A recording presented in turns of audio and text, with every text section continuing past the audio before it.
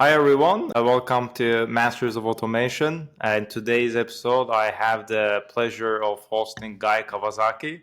Guy, welcome to the episode. Thank you very much. Thank you for having me as your guest. It's an honor and pleasure. So you don't need any introduction. I'm not going to go through all your work experience and the schools and everything that you've done. I want to go right into it. There are two sections I created. One is more tailored for like the Think Remarkable, the book that you published, and then tying the conversation more to future of and artificial intelligence and its impact on our lives. So I'm a big believer of Ikigai myself. I actually built my own Ikigai by filling the Venn diagram and so forth. But to kick things off, what is your Ikigai these days and how the remarkable people that you interview structure theirs? Sure.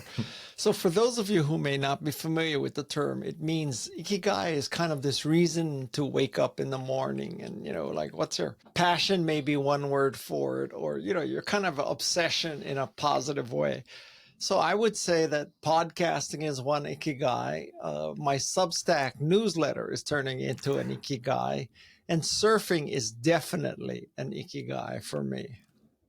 That's awesome. That's awesome. And in terms of the people that you interviewed and talk to that think remarkable, how do they structure their Ikigai, do you think, based on your interviews with them? I don't know if it's right to characterize that they structure their Ikigai. It seems more like their Ikigai structures them. It's when podcasting or writing or surfing takes over your life. So you're not going to slip those things in. I tell people, I take a break from surfing to do work, which is very different from saying I take a break from work to do surfing. So I think Ikigais tend to take over your life, and there's not this clear distinction between work and play. Like, I don't consider podcasting work, and I don't consider Substack newsletter work, not in the sense that most people would define the word work. I think in a way, when they converge and when they coincide, then it becomes like a true passion. So that the time flies, right? We are in the flow. It does. And you know what else an Ikigai does is you can tell you're involved with an Ikigai when people who are not, people who know you tell you that, why do you eat that shit sandwich? I mean, like podcasting has a lot of shit sandwiches with editing. So does writing a newsletter. People say, like, why do you spend 1 hour to make a 30-second introduction for your podcast? Why do you eat that shit sandwich? Come to find out, you love the shit sandwich. And so when you love a shit sandwich, you're onto something with the Ikigai. That is true. And it doesn't taste shit anymore. So like in your book, you mention about like being remarkable means you're making a difference and making a world a better place. And there was one quote that you had that stood out to me that was like, although they were not necessarily wealthy, powerful, or famous, they all made the world a better place. They personify empathy, resilience, creativity, and grace. So in the world that we live in today, and especially with artificial intelligence coming into play, and then the society having different realities based on the apps that they're in, things that they read, how can one define what is a better place and what could be their compass? I think a better place fundamentally benefits other people, not yourself. So, I mean, how can you say what somebody like a political activist or a climate activist or environmental activist or even a teacher in a classroom or a coach, what they're doing is making the world a better place. They're not just making money for themselves. So, if you looked at my podcast and my book, I don't think I have any billionaires in there because quite frankly, I don't know many billionaires, and even the billionaires that I may be able to get to, I don't think they're necessarily making the world a better place. Yeah, so in a way, it's like then selflessness and then giving and then taking.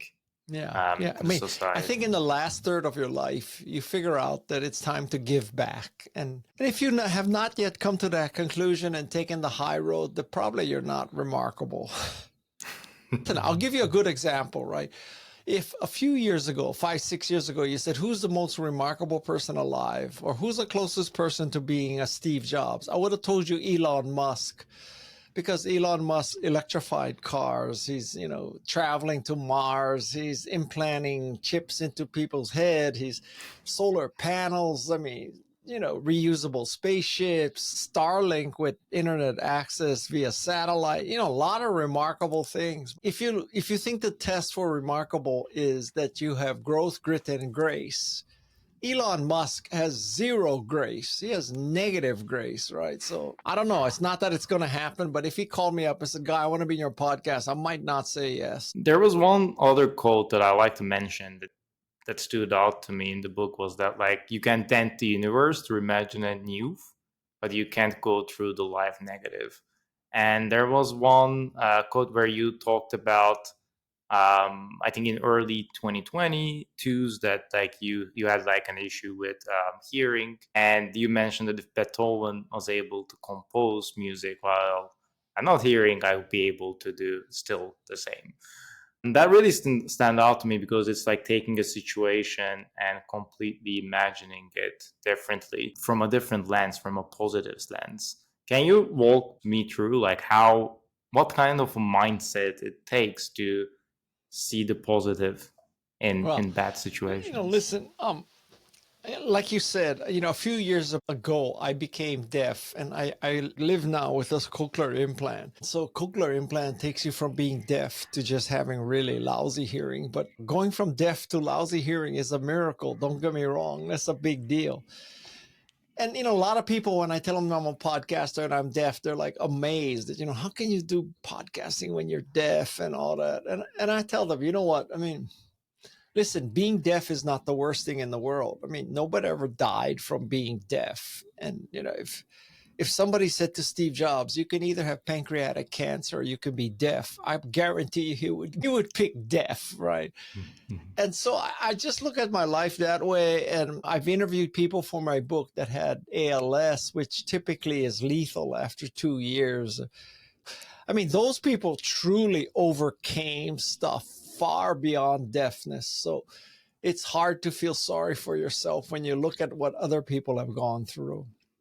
How they came up from a tough situation with grit, and in comparison, it makes it easier to go through. With now AI coming into play, a lot of startups, a lot of developers are picking up the tools, building new applications on top of OpenAI or Anthropic's foundational models. And that is creating a huge community right now, a community of people who want to reimagine new experiences, reimagine a new way to design, create music, as well as take the mundane tasks away that people hate to do. It's just invoice processing, things like that. From your perspective, as technology gets democratized, and there's open source and closed source, of course, but what are some ways people are approaching to solve the problems that stood out to you and that you thought this was impressive? And what are some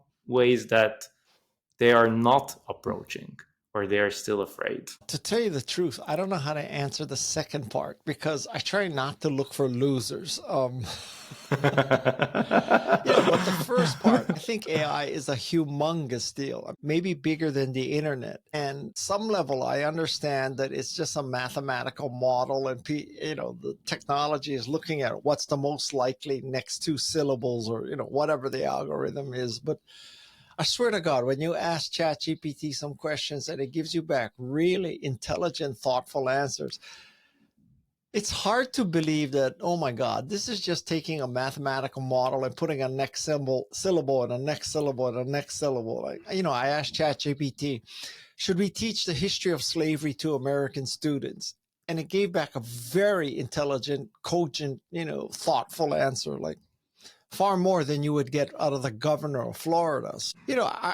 I think I think LLMs are sentient at this point. And, yeah, I mean, mathematicians can tell me why I'm wrong, but it sure feels that.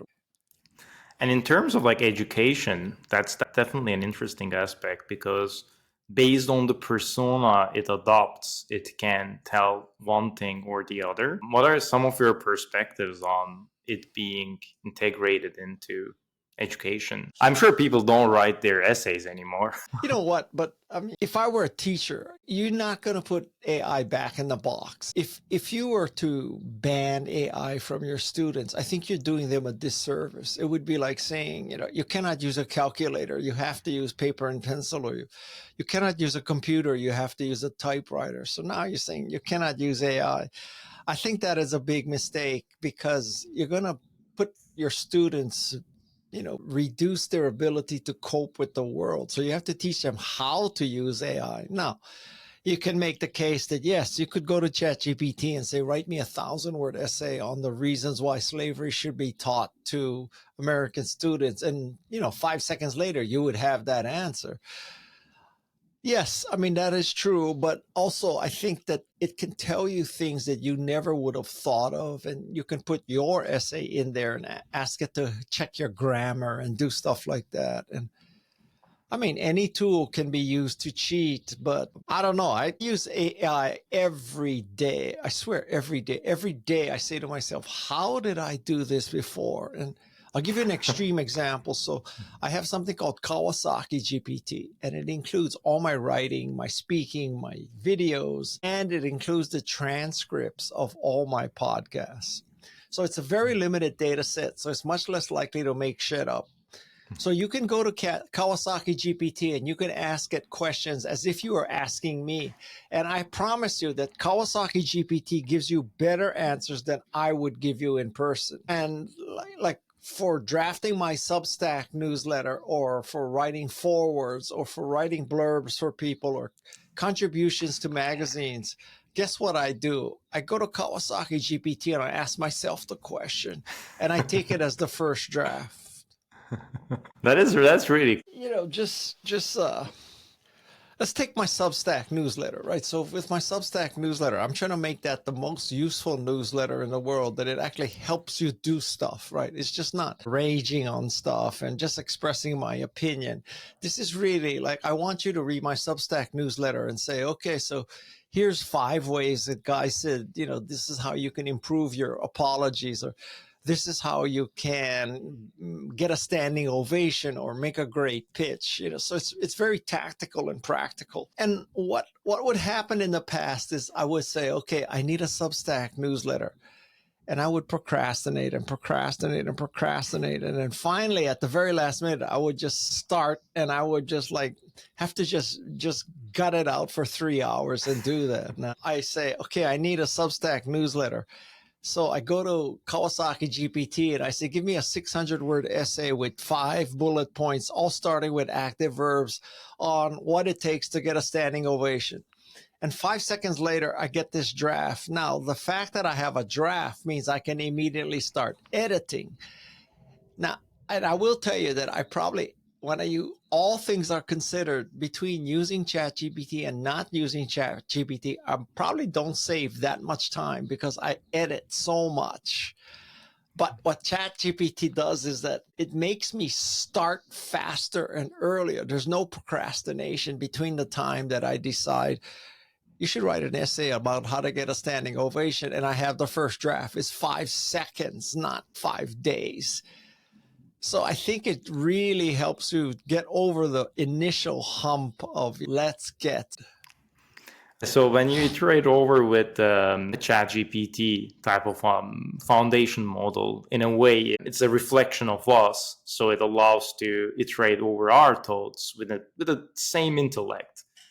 What would be like some thoughts that you wouldn't think, but you solve it think? I'll give you an example of how ChatGPT improved Think Remarkable, the book. So I was looking for examples of people who made really huge career changes, that shifted completely. So I asked ChatGPT that question. It gives me 5 examples. One example was Julia Child.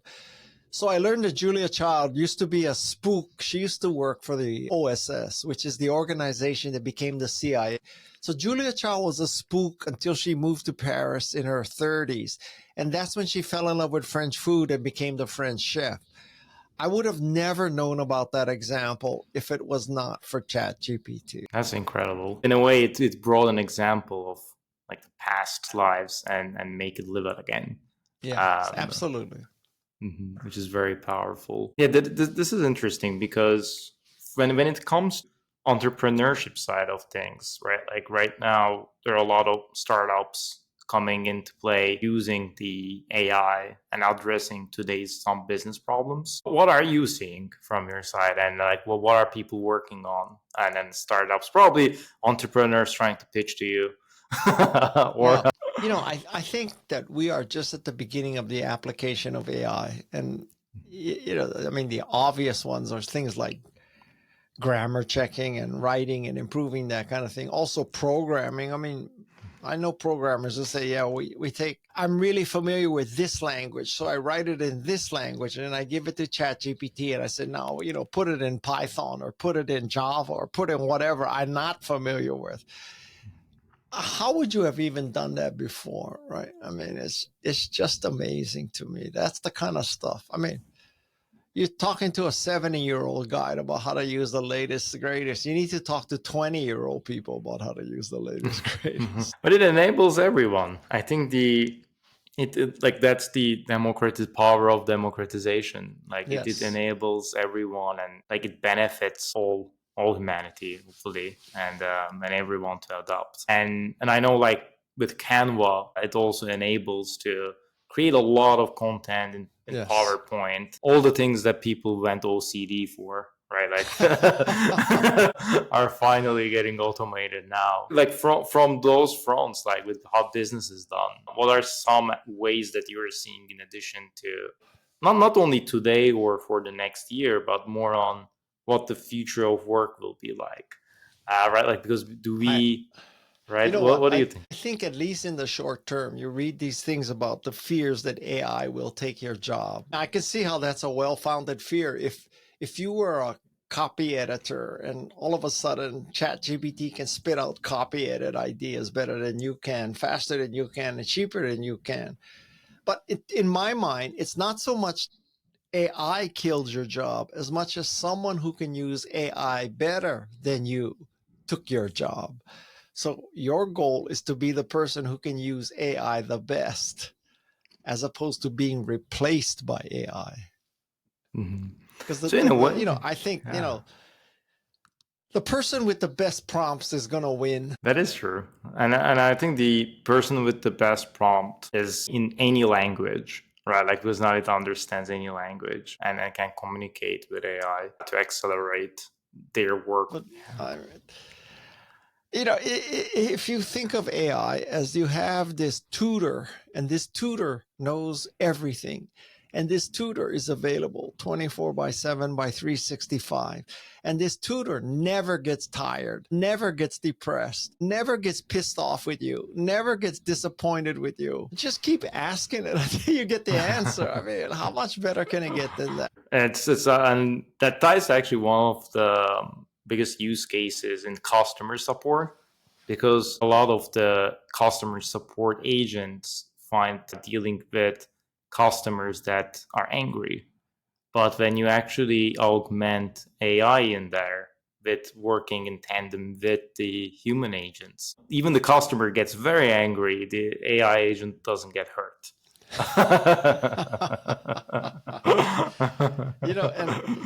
I think that's a great application, because no matter how great a human is, you would hope that AI would understand that, like this one little use case of you're using your Macintosh and it's on, Catalina operating system, and you're using a Hewlett Packard LaserJet, and it's like so many little things, and and the thing prints upside down, and like what random customer service agent in India is going to know the answer to that, right? So what do they tell you? Reboot your machine. Yeah, plug it and unplug and plug it again. It's like God help us if AI is trained to say unplug and replug your machine. Yeah. That will be the end of AI. Yeah, that would be the end of AI. So I was thinking about it. You have when you're presenting, you always have the top 10 framework, and I think that really helps making things concise and easy to follow. And I noticed in your book it is top 9 remarkables. It's deflation. Yes. Why did you choose 9 over 10 this time? I love tricolons. So tricolons are things in 3, right? Like I came, I saw, I conquered, right? And so I wanted to have 3 sections. So that's growth, grit, and grace. And then I wanted to have alliteration. So I wanted them to all start with G. And then I thought even better is they all start with GR, right? So growth, grit, and grace. So when I die, the sections will be renamed growth, grit, and grave. So I got the next sets already. And then, I happen to I'm kind of OCD that way. I like consistency. Mm-hmm. So, I mean, I had 3 sections. I wanted to have 3 chapters each, and there's 9. I mean, it's just how it is. You look at all my sections, every section begins with an active verb. And every bullet item, I think this is true, begins with an active verb. I hate when some bullets start with a verb and some bullets start with, the or and or but. I mean, I want like everything. Do this, do this, do this, do this. It makes it easier to follow as there's a pattern. So there's this saying that AI eats software. Software ate like basic tasks, and then AI is now eating software, and then slowly growing. And in a way, right, like it's also I don't say this in a bad way, but it's also eating right now like the way we write, the way we express ourselves, and consume that information. How can as this progress, right? So my question is more around what do you think is not going to be eaten? I mean, if you think about it, I use ChatGPT to come up with 3 words, 1 syllable, beginning with GR, right? Growth, grit, and grace. Now, you could say, wow, AI took your place, Guy. It looked up in the thesaurus. It looked up, it found the words, right? But I had to tell ChatGPT I want 3 words. Starts with GR and 1 syllable. ChatGPT didn't decide, this is a good format, Guy. We're going to make it 3 sections. All start with GR, all 1 syllable. My brain had to come up with that idea. And as long as it's me writing the prompt as opposed to the prompt writing me, I think we'll be okay. It's in a way like the trigger of knowledge or that creativity is still us. And then AI is there to accelerate it, grow it, and be that voice that can iterate with us. So I asked a few of my previous guests about what they would like to ask to the next guest, and they don't know who the next guest is.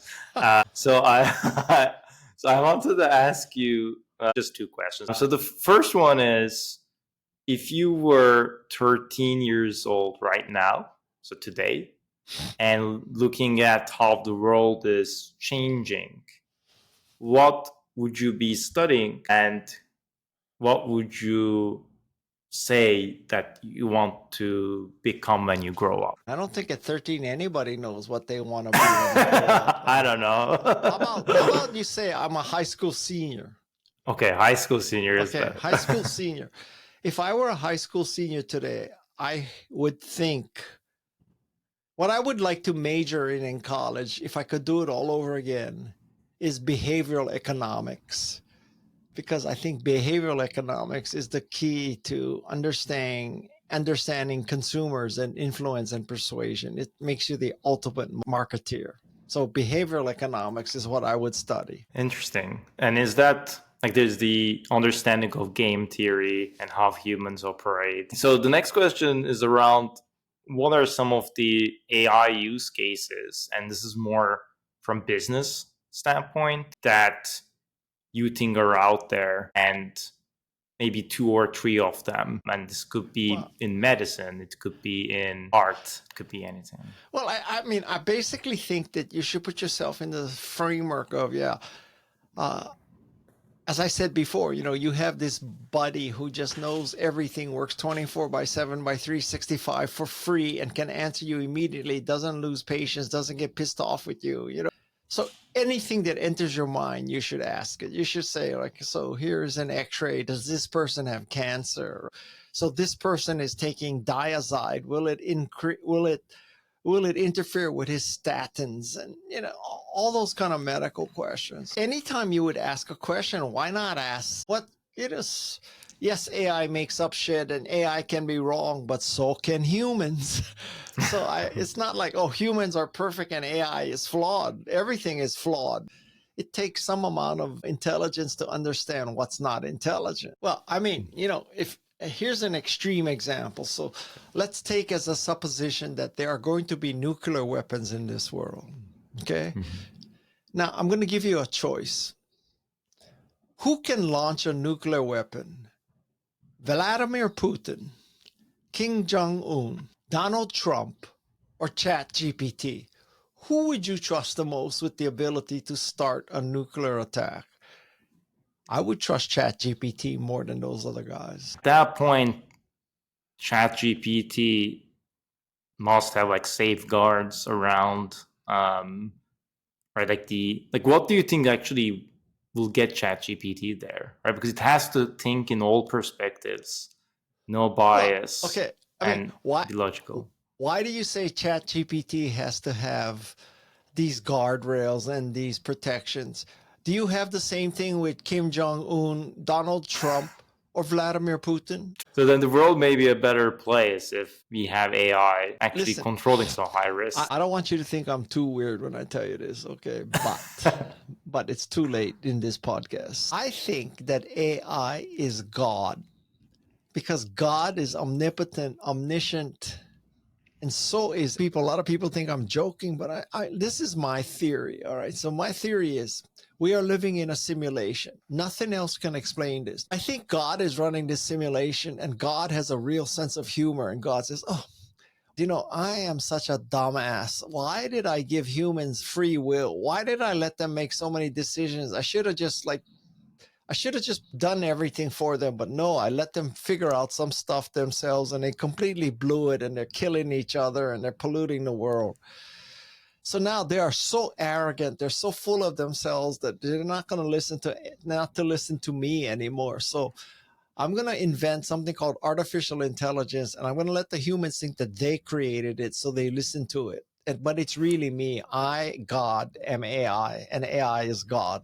That's my It's an interesting theory. I don't know what to say to that theory. Yeah, I don't have a flat answer to that. It's there are a lot of theories, and I think some like this one ties to how Westworld is, like the TV show and the book Westworld, where they created this human park where humans can go to and then do whatever they want, and all their counterparts that are like everyone who works in the park are AI robots, and then their intelligence is there. So it's in a way that like it creates the simulation environment where humans come in and think they can do anything just because they interact with AI.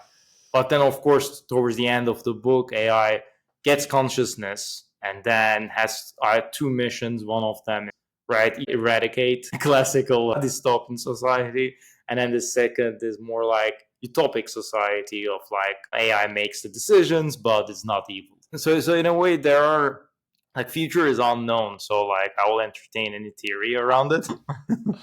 Well, listen, if in let's say 2020, if you had predicted where we are today, you would not have predicted this. There's no way.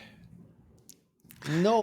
When Barack Obama got elected, if you said, all right, in 10 years or whatever it is, we're going to have someone running the United States who used to run The Apprentice, you would say, what are you kidding? In like what parallel universe are you living in, right? I mean, so My only rational explanation is we are in a simulation run by God, and she has a sense of humor. That's the only explanation. Yeah, life works in unexpected ways. You have a moment when the Think Different campaign happens, and then you're in the room with Steve Jobs, and then they think they have two copies of the Yeah. Think Different, and then Steve wants both of them for himself.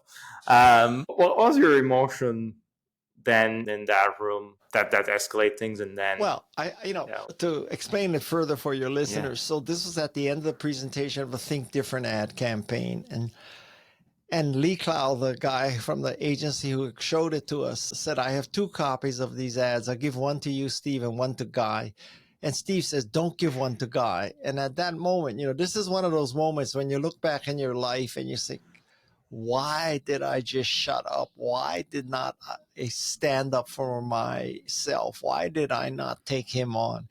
And so I wasn't going to go through the rest of my life thinking, God, Guy, you're such a wimp ass. You didn't even do anything. I said to Steve, well, Steve, is it because you don't trust me? And Steve said, yes, I don't trust you. And I said, Steve, that's okay. I don't trust you either. And I think that cost me about $200 million, but it was worth it because I get to tell all the podcasters this story. That story's worth it. Yeah, the story is worth it. And what did you do after that? Like after you left the room? What did you do? I probably went and got free orange juice from the refrigerator. I certainly didn't kill myself, that's for sure. At this point, I'm 70 years old. I'm never going to apply for another job. I never need another job or anything like that. So, it's a very free time of my life.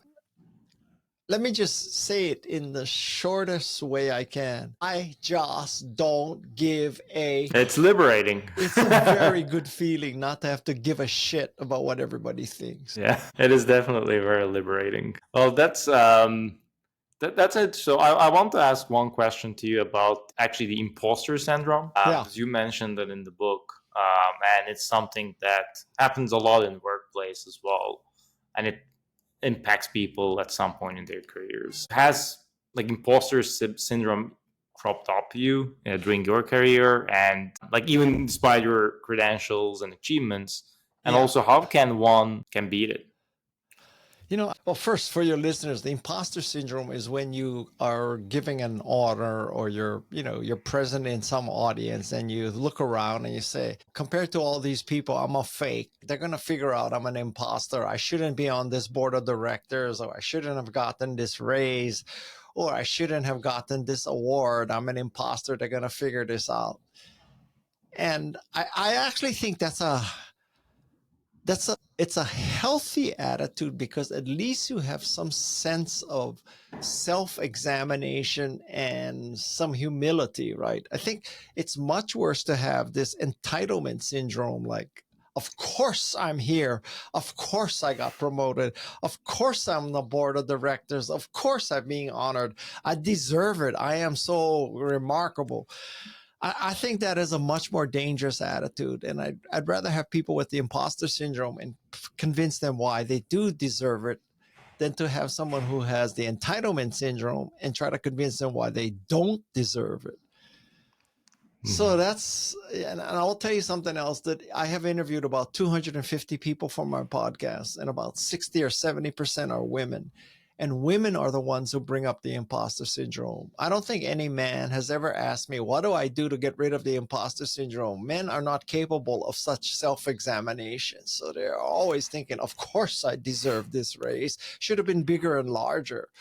So if you are a woman and you have this imposter syndrome, first of all, understand that, everybody, every intelligent, aware human being gets the imposter syndrome. If you don't get the imposter syndrome, that's when I would really be worried. So that's number one. Number two is that the very fact that there is a syndrome named after it means that it's common. So it's not like you're the only person in the world to ever have this feeling. It's so common. It has a name for it. So chillax, relax. A lot of people get this. And then the last thing is it'll just focus on what you've done positively. Don't say, well, why did I deserve this? Instead, remember what you did accomplish. And I hope that will reassure you that you're not an imposter. It definitely takes time as well. Like takes time, and then that thought process come into play, and then practicing over and over time with interactions. So I have a question around what would be your question be to the next guest. So like, what would you? What I don't know who this guest is going to be. Yeah, you don't know who it is. It's good. It's just something that makes you curious these days. And you're going to ask this guest for sure what I'm going to tell you that. Yes, I will. And is this guest going to be an American, so I can use American, centric question? Who is it? You don't need to tell me who it is, but what country? Yeah, so American, yeah.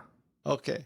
So you asked this American, if you were trying to decide whether to teach the history of slavery to American students, would you rather believe ChatGPT or Ron DeSantis? That's what I want you to ask.